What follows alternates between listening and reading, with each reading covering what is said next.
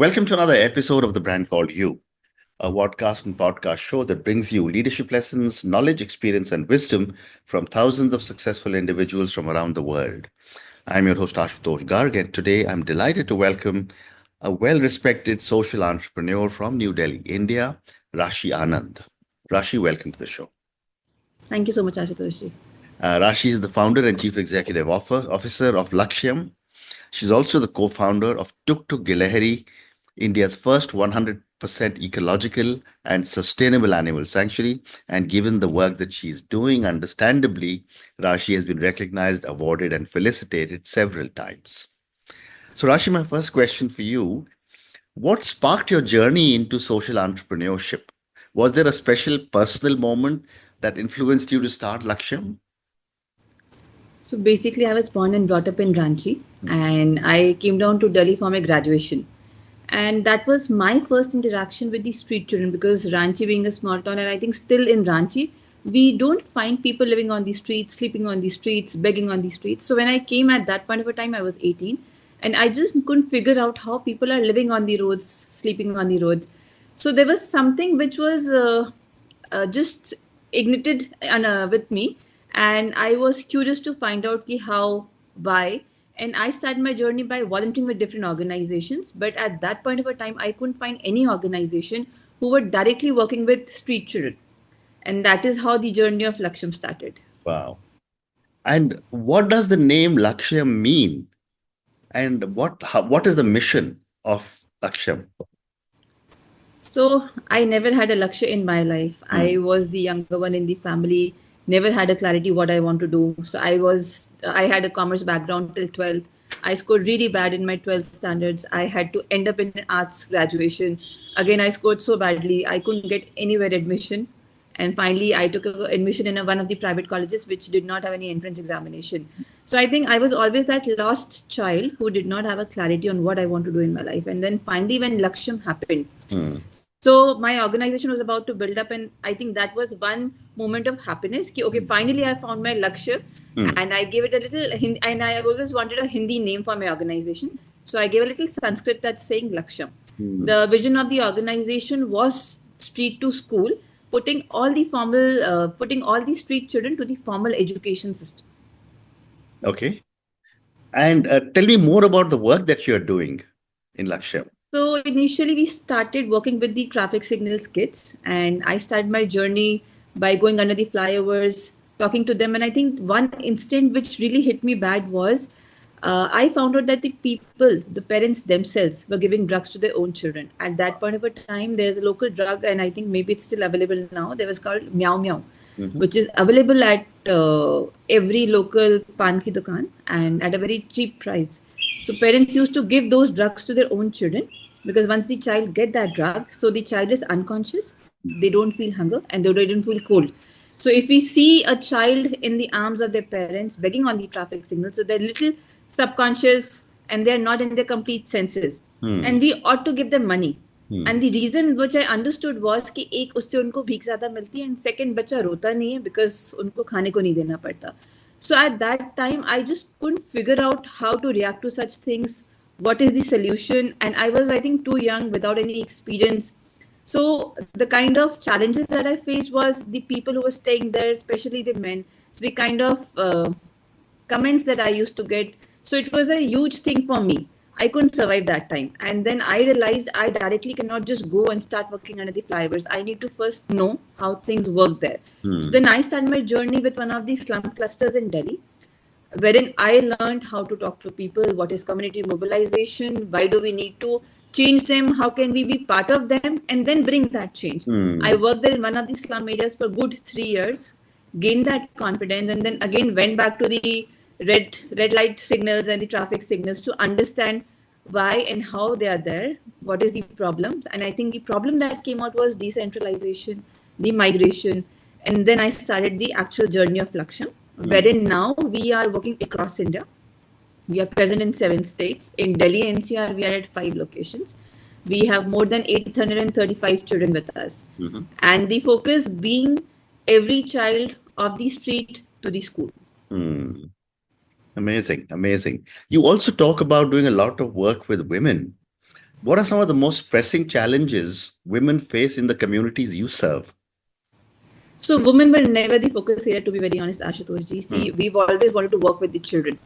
But then while working with the children, we realized that their parents play a very important role. And if we actually have to work with them, so we have to have one of their parents along with us. क्योंकि अगर बच्चा भीख मांग रहा है, because the parents are okay with that. If the child is a rag picker, because the parents are okay with that concept. So that is how we started working with the women. Primarily, we started working with the mothers of the children only that we were working with. And then we started working with them and we thought skill training kiya jaye. But again, I think we all learn with our failures. Just giving them the skill training was not the solution. And we devised a 5-step model, wherein the first step was counseling because the woman needs to know their self-worth.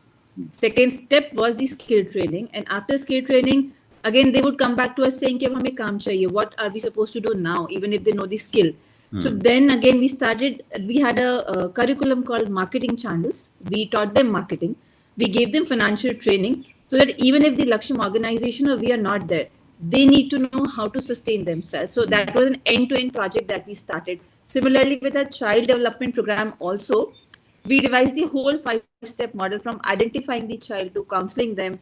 And if the child is 14 years of age, he or she should be maybe in class 5th, but they cannot be enrolled in class 5th because they have no idea कि अच्छा nursery, KG and 1 में क्या पढ़ाया था. So then we devised our own bridge curriculum so that the child can be enrolled to the formal education system. Very interesting. You've also impacted over 1 million lives. Can you share one or two stories that stand out for you? So one story that actually shifted me was the story of Deepak. We started working in Ghaziabad area, which was majorly predominantly occupied by rag pickers. And when we opened our center there, so there was this one child called Deepak, and he was a rag picker. So we used to have around 50, 60 children at that point of time, and I was regularly going there because that was a new baby for us. And that child, every day morning, 5 o'clock, he used to go to pick up the rags, and we used to open our center on 9 o'clock.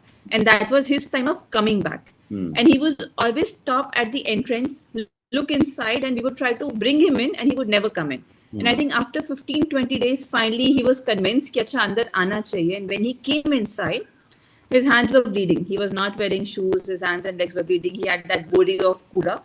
And my first thing was कि आप ऐसे क्यों करते हो? तो उसने कहा करना पड़ता है. And second was कि आपको अच्छा लगता है ऐसा करना. And his answer was कि आप लोग कूड़ा ऐसे क्यों फेंकते हो? And I was taken aback because I think that point of time Laksham was already formed and I was working in the development sector for good 5 years. But was I managing my waste in my house? No, I was not. And that was one setback question, irrelevant whatever I was doing. And that was my contribution to his life cycle also, because still in our country, 98% of the households, we do not manage our waste. We listen all the slogans of Sukha Kura, Gila Kura, but kitna hota hai, nahi hota. We still see the kind of health issues that all our rag picker kids go through. So I think that one sentence changed my life, and today it's been 14 years in my office, in my household, everywhere. If anyone asks what can we do to bring that change, I think we just take accountability of our own actions and manage our waste could be one that small step to bring that better place towards us. Amazing, amazing. Thank you for sharing this incredible story. Thank you. Rashi, again, when I was reading about you, there's also, you also talk about the need to balance ecological responsibility with social entrepreneurship. Tell me a little bit more about this and give me an example if you can. So I think we can relate to the story of Deepak because everything that we do, either I'm running a business, I have a cafe, I am into fashion, garments, designing. I think everyone should take that accountability. It's just not about us and our business, but if we all start taking accountability of the things and the people around us in the form of environment, animal, other people who are associated with the brand. So I think that can bring a change. And when this incident of Deepak happened, I started reading a lot about how the things are related to us. And I think that is how I find finally my purpose of life. And I think the purpose, I think I have hundreds of pages still of that one diary wherein I was going through one of the mentorship and the fellowship program. And the only task 3 days was कि आप लिखते रहो जब तक आपको अपनी life का purpose नहीं समझ में आता है. And finally I wrote down my purpose and it was to create a place where every living being coexist and co-create in harmony. And when I say every living being, that means humans, animals, and environment. Very interesting. And how do you ensure your programs remain relevant and impactful in diverse regions of India? So basically, now we have a very strong partnership channel. For us, volunteers and interns play a very important role. We have tie-up with 16 universities across India. So summer break, spring break, winter break, we have all these students. So since last 10 years, none of our annual reports have been done by any of the agencies. So we know which college students would do the annual reports, who would do our research work. So they play a very important role. So today, all our mechanisms are sorted, and we try to reach to the places where there's still no government support, there's still no other organization who is working, and then we reach those areas. Followed by, we have a strong partnerships on place, wherein they help us to ensure the projects are being implemented in a correct way in all those areas. Right. Very interesting. You also design programs, Rashi, that cater to both child education and women empowerment. These are on the one side the same side of the challenge, and yet they are very different communities, the children and the women. How do you design programs that cater to both these segments? So as I just mentioned, our focus area have always been children, because I believe that we can still bring a change when we work with the younger minds. Yeah. They still can shift. And our focus have always been to bring those young minds into the right places. And their mothers play a very important role. And that is how our Women Empowerment Project came into picture. Our focus is still not women empowerment. So if the child is not with us, we are not working solely with the women. So it is interlinked. I see. You also partnered with celebrities, corporates, and government agencies. What is your approach to building strong alliances? So I did my master's in event management and advertising. And I think that is one thing that I learned in my life. Give and take works really well. And initially, when I started Laksham, there was, of course, no source of funding. One small amount of investment I took from my father, and he was like कि हम लोग इस level पर नहीं है कि हम लोग हमेशा CSR करते रहेंगे. इसके बाद you have to find your own way out.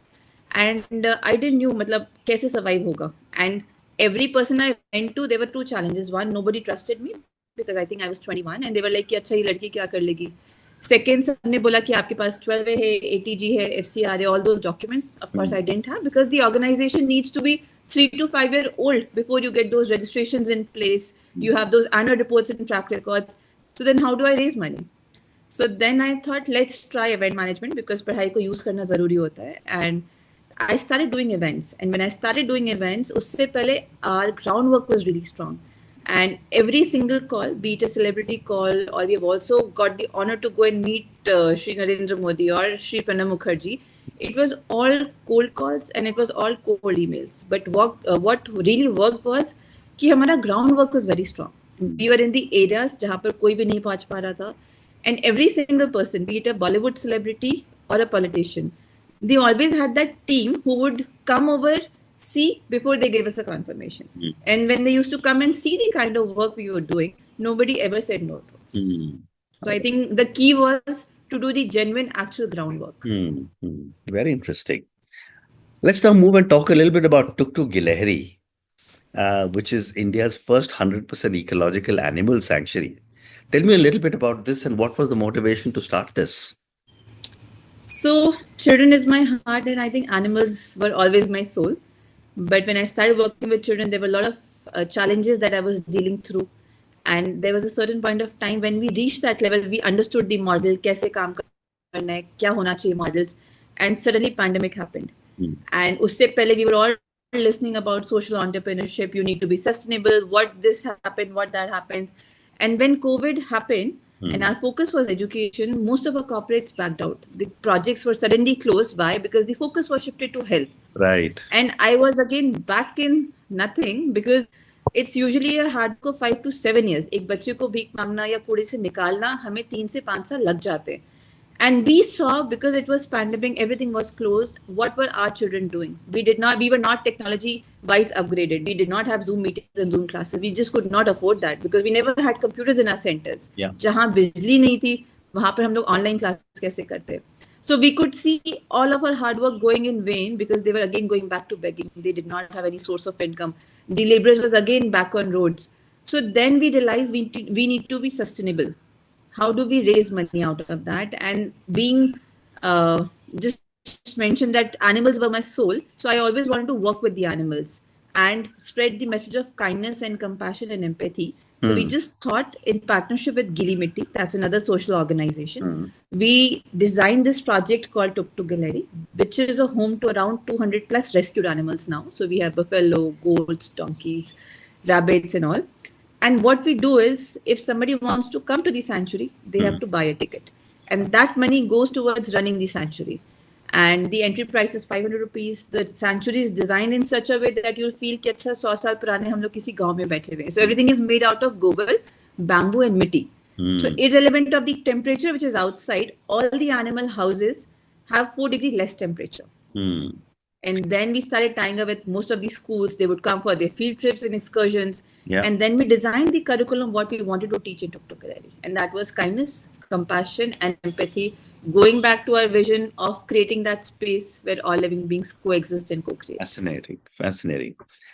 Rashi, you're also an animal communicator. What has being an animal communicator taught you about empathy and leadership? So I think animal communicator I had to do, because suddenly we had 100 babies. Yeah. And I didn't knew, that was my first interaction कि क्या हो सकता है, कैसे हो सकता है. Most of the babies were either paralyzed or they were special. So to deal with them, I started reading about them, and I found this thing that there's something called animal communication. So I always believed in energies, but then they can also be communicated. And when I saw that, so even trees can talk, mountains can talk, and of course the animals can talk. And I learned how important the compassion is in everyone's life. Wow. Be it animals, trees, or human beings, of course. So it is very important. How interesting. And can you give me an example of, say, an interesting communication where you got a fascinating response from one of the animals? All our babies have very amazing names. So we have a family of donkey that's called Chai, Biscuit, and Pakoda. So Pakoda would always have this bloated stomach. We have showed to n number of doctors, and we just could not find what is the problem. And when I did this whole course of mine of animal communication, and there was this homework given कि अच्छा जाके आप animal से बात करो. And when I spoke to Chai, I remember he was like कि आप लोग मुझे, and I could just hear the whole conversation कि there is nothing wrong in my stomach. There is something wrong in my ears which is disturbing my whole gut. And when I spoke to the doctor, the examination was done and it was right, and his stomach was healed. Similarly, we had a Shahenshah. He was a paralyzed camel. He would share his story. So you can just sense everything around you. At times people would say, "Ki, "Acha, ye kya bol rahe ho?" But it happens. And I live with them day and night now. So I know how to deal with them. Amazing. And where is this sanctuary, Rashi? So this is in Noida. Noida. Okay. And recently we opened in Gurgaon, and there was this one real estate group who really liked the concept of Tuk Tuk Gallery, and they invested in us. And we have opened in Gurgaon, and we have got requests from a couple of other groups that they want Tuk Tuk Gallery in Chandigarh, Dehradun, and Ranchi also. How amazing. How amazing. Thank you for such amazing work that you're doing. Thank you. So I have 2 or 3 more questions. Hanji. What has been some of the biggest lessons you have learned from your failures? So I think education is very important and experience is very important. I was never into learning, and I never believed in working somewhere. But when I started Laksham, I saw all my other friends who did MBA and all. So I could see the kind of learnings they already had. And when I started Laksham, I didn't even knew how to make a presentation. I didn't knew those technical terms ki impact report kya hoti hai. How do you even draft board meeting review documents and all. I think that was one thing which I realized later, that everyone should study hard. They should have a clarity on what they want to do.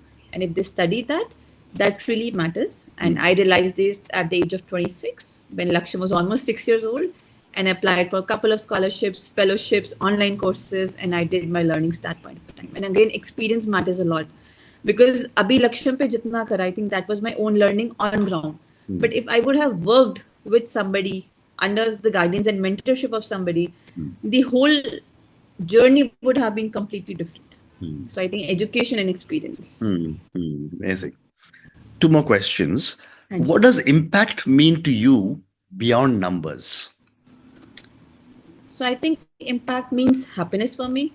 And I know whenever I go to Tuk Tuk Gallery, I would never come out in one single clean piece of cloth, because it's always full of mitti.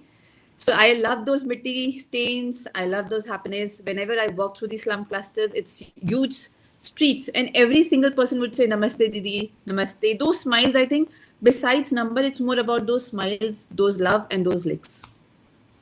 Amazing. And my last question for you. If you could summarize your life's purpose in one sentence, what would it be? To create a place where every living being coexists and co-create in harmony, and we all have to be accountable for our own actions. Amazing.